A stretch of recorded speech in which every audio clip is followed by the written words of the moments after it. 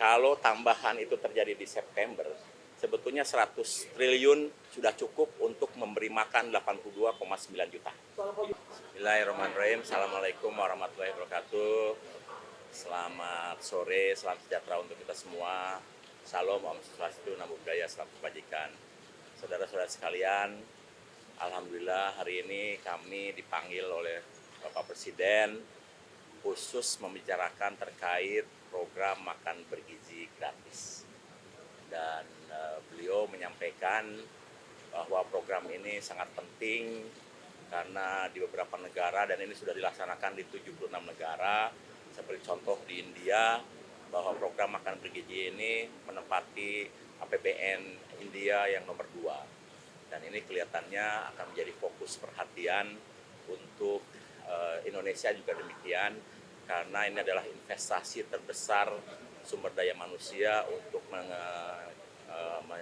menyambut Indonesia Emas 2045. Dan Bapak Presiden menyadari karena program ini diinisiasi dan Badan Gizi baru berdiri 5 bulan, ya baru 5 bulan, tapi dengan capaian yang sudah ada, beliau mengapresiasi apa yang sudah dilakukan, karena sampai hari ini sudah ada 238 satuan pelayanan pemenuhan gizi di seluruh Indonesia, mencakup 31 provinsi.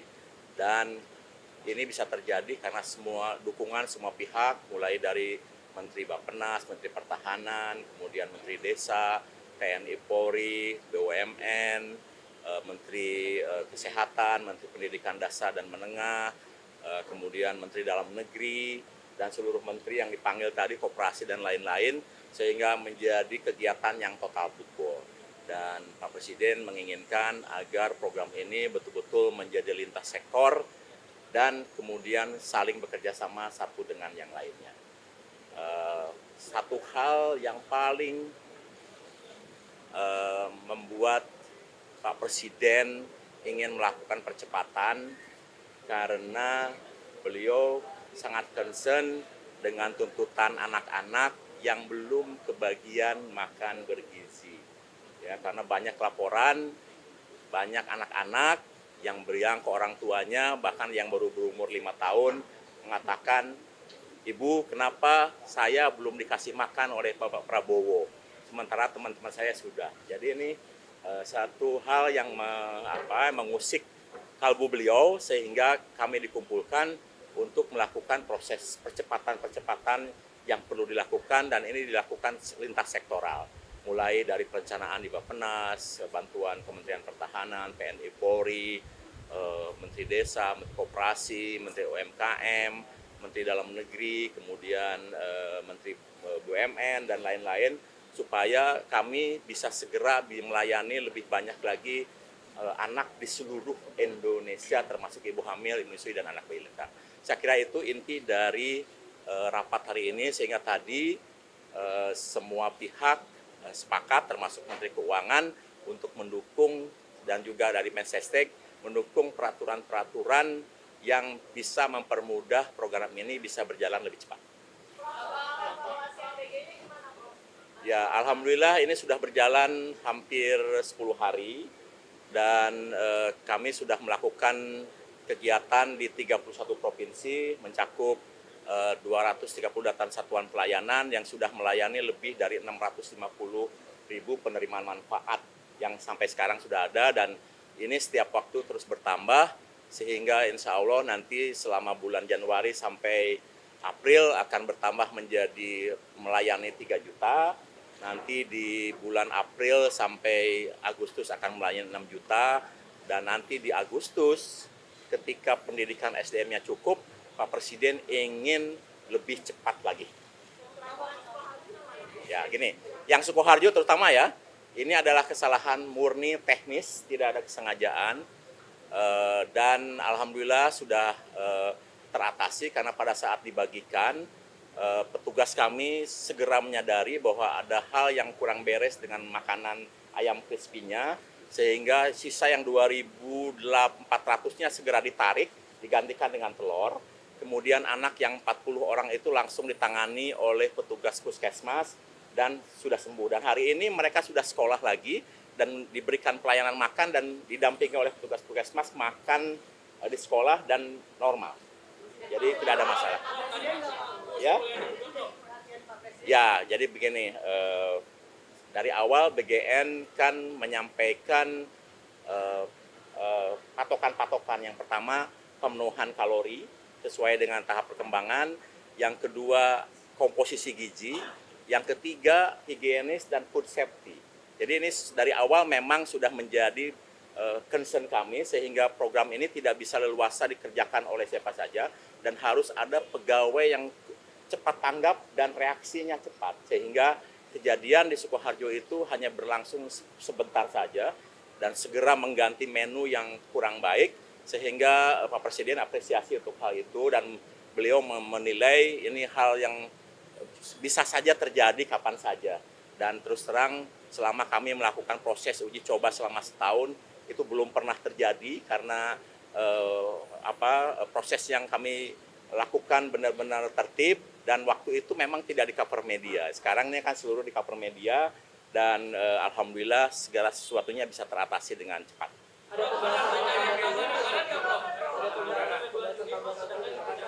Iya, dengar ya. Kenapa Pak Presiden gelisah? Karena banyak anak yang belum mendapatkan. Itu artinya beliau sedang memikirkan untuk mempercepat proses ini sehingga di akhir 2025 82,9 juta itu bisa segera mendapatkan manfaat. Itu artinya pasti beliau sedang memikirkan tambahan anggaran.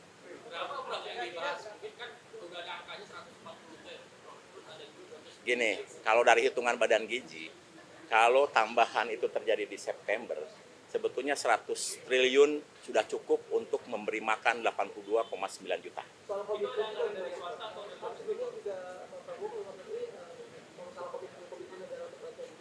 Itu tidak kami bahas karena kami fokus dengan sumber daya lokal, sumber daya nasional, dan tadi justru dari Kementerian Desa, dari Kementerian Koperasi, tidak hanya bagaimana melayani anak-anak, ibu hamil yang menyusui, tapi bagaimana potensi sumber daya lokalnya, rantai pasoknya harus bisa memenuhi.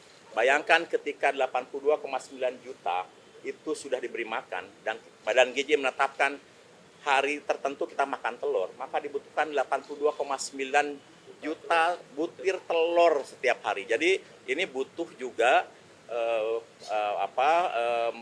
meningkatkan produksi sehingga rantai pasoknya bisa memenuhi untuk semuanya. Saya kira itu ya. Ya. Begini, untuk sementara yang sudah fix itu 71 triliun. Ya, itu kalau tidak ada penambahan maka akan mencapai 15 sampai 17,5 juta penerima manfaat. Tetapi seperti yang sudah saya jelaskan tadi, Pak Presiden sangat gelisah karena banyak anak yang lapor ke ibunya belum mendapatkan makan dari Pak Prabowo. Jadi beliau itu sangat ingin program ini segera dinikmati oleh seluruh penerima manfaat dan mohon bersabar. Nanti Pak Prabowo akan menyampaikan statement sendiri terkait dengan kegelisahan beliau itu ke media.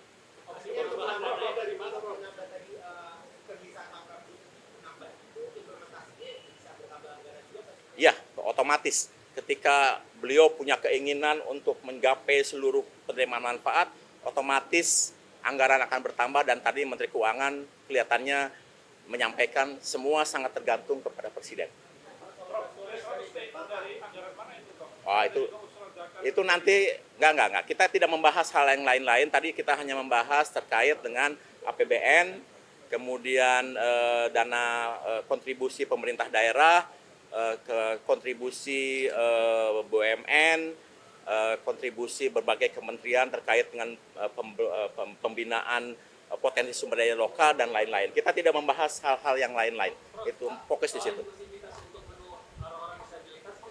Ya, gini. Badan Gizi menempatkan satu ahli gizi di setiap satuan pelayanan pemenuhan gizi. Dan mereka dari awal sudah harus mendeteksi kebutuhan-kebutuhan khusus apa yang ada di setiap satuan pelayanan. Contoh ya, di Warung Kiara seperti Bojongkoneng ada satu anak masing-masing yang fobia nasi. Itu diperhatikan. Kemudian kami sekarang sudah melayani SLB. Itu pun juga kebutuhan menunya diperhatikan oleh ahli gizi. Kemudian kami dapat laporan dari Papua bahwa banyak yang alergi, maka alerginya kita identifikasi supaya tidak diberikan makanan yang menimbulkan alergi. Saya kira itu mungkin Pak Menteri Bappenas. Pak Menteri, ya, Pak Menteri mungkin. Begini, untuk hal yang terkait dengan bantuan luar negeri, pembiayaan lain kami tidak bahas karena kami fokus bagaimana agar seluruh anak dan penerima manfaat segera mendapatkan makan bergizi karena itu kegelisahan yang paling besar, banyak yang iri dan ingin segera mendapatkan manfaat.